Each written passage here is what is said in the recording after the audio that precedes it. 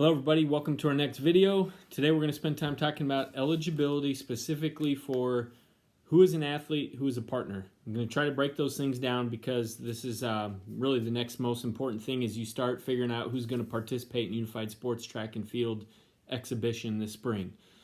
Before I dive into that, please take note of the spreadsheet we've added onto the Unified Sports Track and Field page.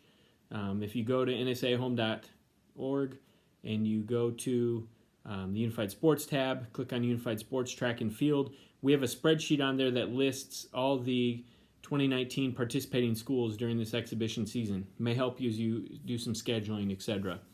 All right, so you've heard me talk about tribes in the past and building a tribe of leadership. Today we're going to concentrate on that and also how the special education department within your school can really help you as an AD and a coach deciding and determining out of all of your participants who is an athlete and who is a partner. So let's go into the Unified Sports Track and Field program. Links at the bottom of this video, and we're going to concentrate on page 3 of the document. Okay. First of all, this program is for high school students only, grades 9 through 12. Again, they've got to follow our NSA bylaws regarding eligibility, but part of the unified concept by now, you've learned that Unified Sports creates a team of students with intellectual disabilities. Those are going to be our athletes, and they're going to be on the same team as students without an intellectual disability. Those are our partners.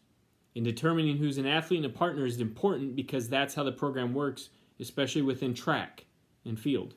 So, on the bottom of page 3, how you can determine who is an athlete amongst all of your participants.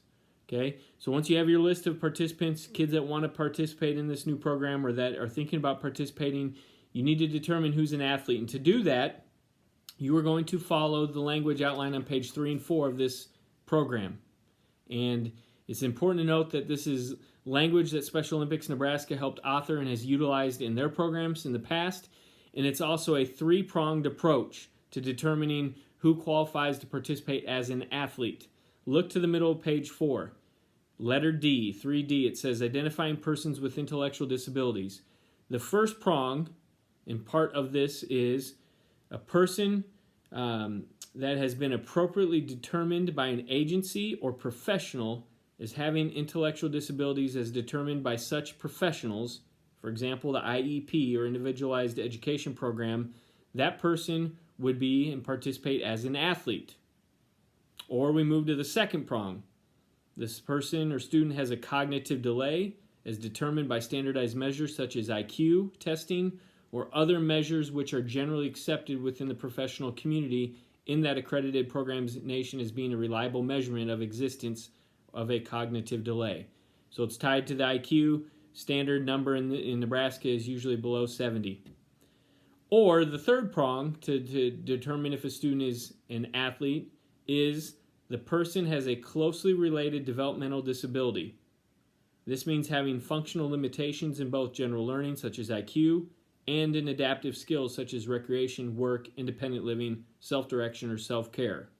It's important to note, because this is the gray one, it says, however, persons whose functional limitations are based solely on physical, behavioral, or emotional disability, or a specific learning or sensory disability are not eligible to participate as athletes, but may be eligible as a partner. The example I was given many times when we were creating this program is the student that has dyslexia but no other intellectual disability. That student would likely be a partner and not an athlete.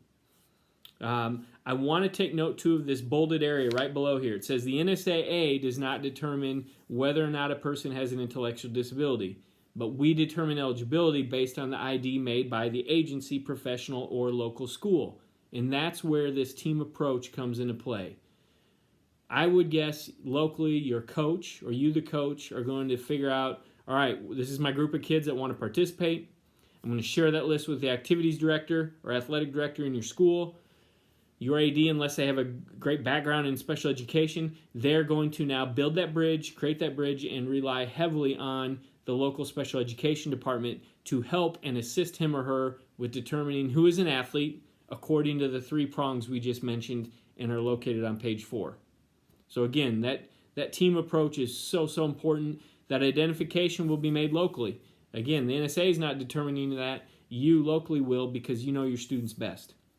So, along with having athletes, we also have partners.